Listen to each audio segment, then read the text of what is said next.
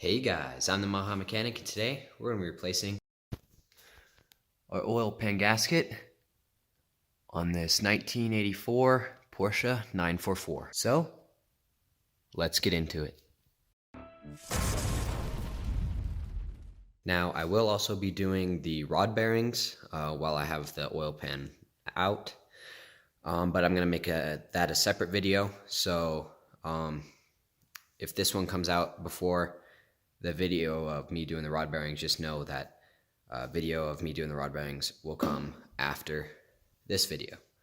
So, we want to first start out by removing the control arms.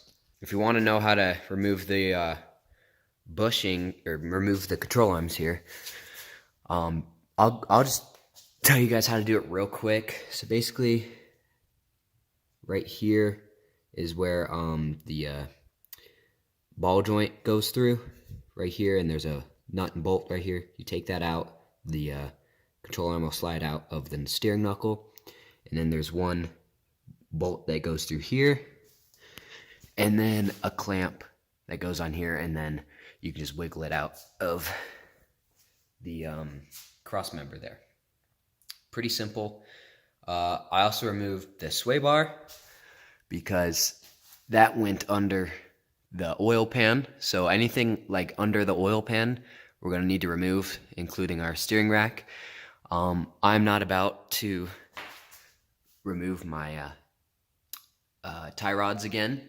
So basically when I'm going to remove this from the cross member, the steering rack, I'm just going to let it like hang on something, like boxes I'll stack up or whatnot. And basically I'll just move it to get it out of the way. But yeah. So after you got the control arms removed, like I have, we can start. I'm gonna first lower down the car, and I have an engine support bar over there that we're gonna need because the cross member is what holds up the engine with that's what the engine mounts are mounted to. So in order to take off the cross member, we have to support the engine from up top so it doesn't fall and kill me. So I'll lower the car down and then show you guys how to do the engine support bar. Basically, if you come back to the back here, you can see that little eye hook or whatnot. And here with the support bar, I ran a chain through that eye hook, and then I put a bolt through it, and also put a screwdriver through it just in case, which should be good. And then there should be another eye hook right like where I'm pointing with my flashlight right here, but on my car there wasn't. So basically I'm just wrapping it around my alternator bracket, since this was an AC Delete car. That's the alternator bracket, and that should do the job as well. So now we can get to taking off our steering rack. Now before I take the steering rack off, I'm just gonna drain the oil, because you know, kind of got to do that in order to take the oil pan out, or you're gonna make a heck of a mess. So let's just go and do that now.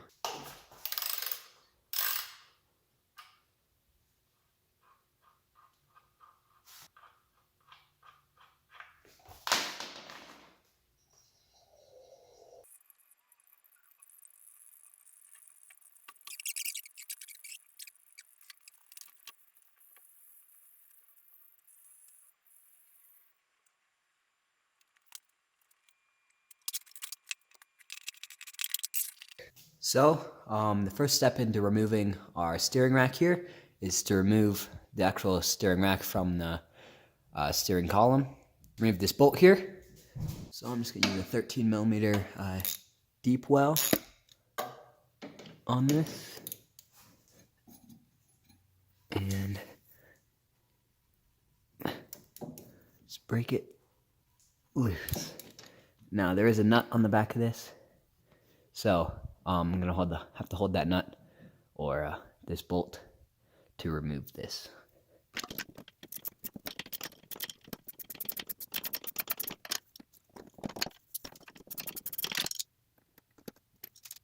once you got that removed, you're going to want to remove these 4 bolts holding the steering rack to the crossmember right here.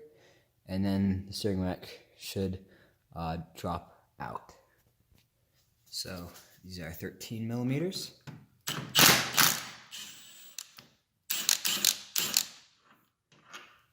There's one. Now, since I can't really get to this bolt because it's behind this line, I'm going to remove this little bolt that goes right here, and that should allow me to bend this down a little bit so I can get to this bolt right here. So with this removed, I'm just going to pull it out a little bit, get my open end wrench on it, or ratcheting wrench, and break it loose. Kind of got myself stuck there, so do it the rest of the way with this bad boy. So just so I don't forget, I'm going to return this small bolt the place that I took it out.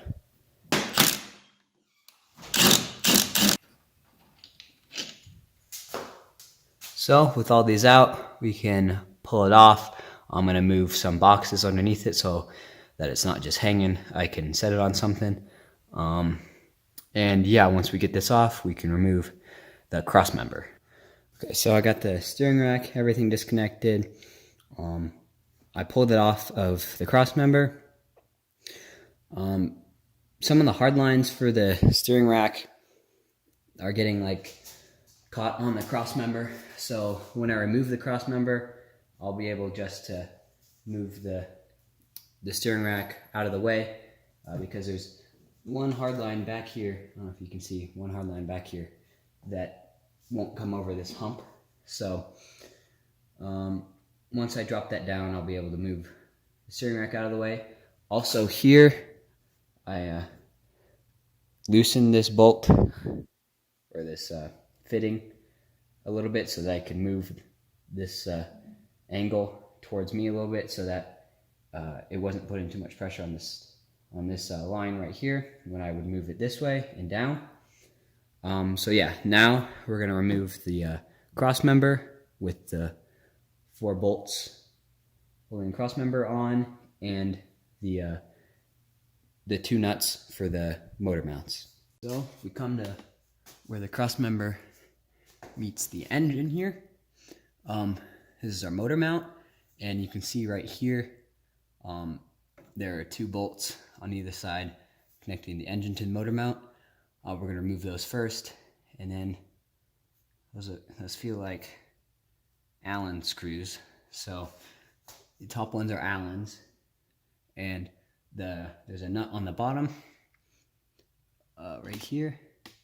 There's a nut up in here, and then connecting the engine mount to the cross member, and then right here are our 2 cross member bolts. We'll remove those last. But yeah, I'm just going to remove these 2 what feels like Allen screws on the top.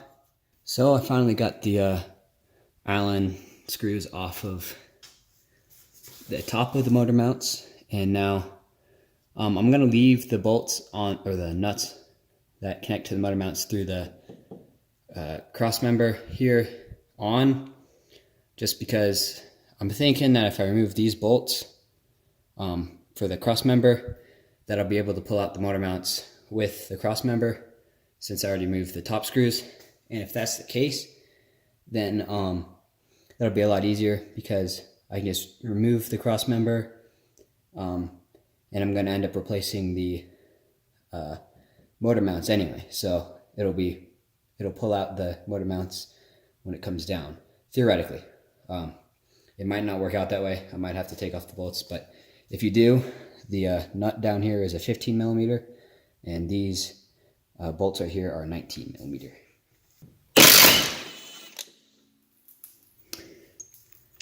There's one. I'm going to go to the other side and do the other one, just so that, we can have it supported by the cross member for as long as possible.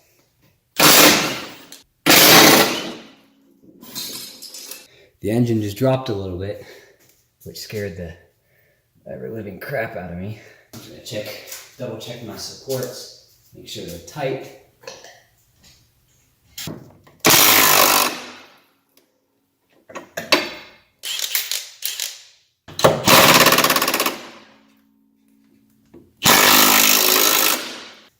I just noticed that my top support looked a little loose, so I'm gonna go check on that and then remove the bolt because it's moving. The engine moved a little bit more than I would like it to.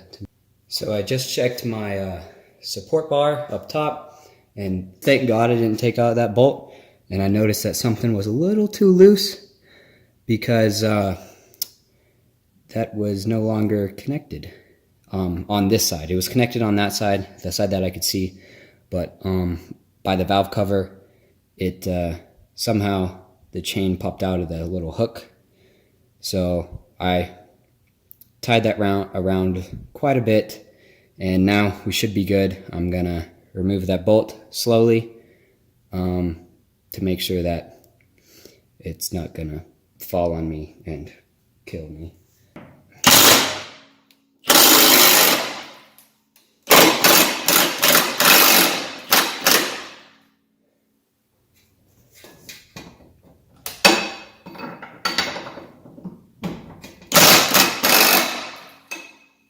Now that I'm almost out, I'm going to check my supports again, just to be triple safe.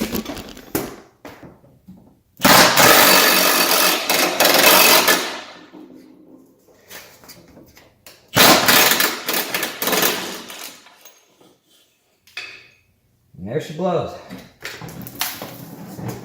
Our engine is now fully supported from above. Make sure you can always double, triple, maybe quadruple check when you're moving these bolts, that if you see a lot of movement in the engine coming down, stop and think about it for a second. Go up on top of the engine, make sure that all your engine supports are what they should be, because mine wasn't. And if I removed that bolt all the way, thank goodness I didn't, I would be, let's say, not very happy. I mean, I had one engine support, like it was supported on one side, but not on the other side, so it would have fallen this way, and yeah, it would have been a mess. So just make sure that it's all supported. Now it is. You can see our steering rack fell down and is now resting on that box, since this hard line right here is not in the way of the cross member anymore. Coming under, you can see our oil pan has many bolts.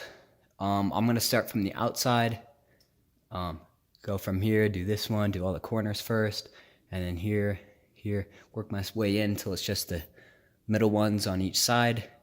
Remove those, and then take the oil pan out and set it off. But before we do this, which I should have done this before, but the dipstick is connected to the oil pan. So we're gonna have to go up there and remove the dipstick, or or take off like the dipstick tube, so that we can actually remove the oil pan. So I'm gonna do that now. Yeah. So it turns out that it was actually easier to just get some vice grips on it from the bottom at the base. Well, it was easier to get the vice grips on it at the bottom and then just wiggle it out. I did bend it. It should be fine. I did squeeze it in a little bit right there. So, I mean, it should be fine. But yeah, you can take it off from the bottom. So I'm gonna guess these are 10 millimeter. How did I know? All right. So I just have a ratchet and a very long extension, just to make it easier on me. And like I said, I'm gonna start with the corners and work my way in. I'm just gonna break them all loose first, and then I can remove them.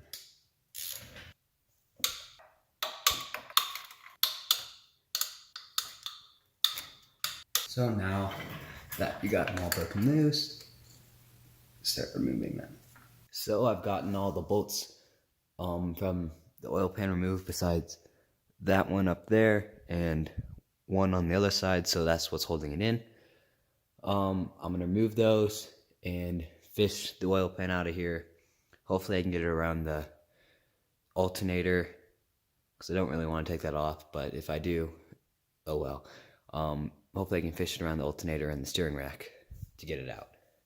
So let's do that now.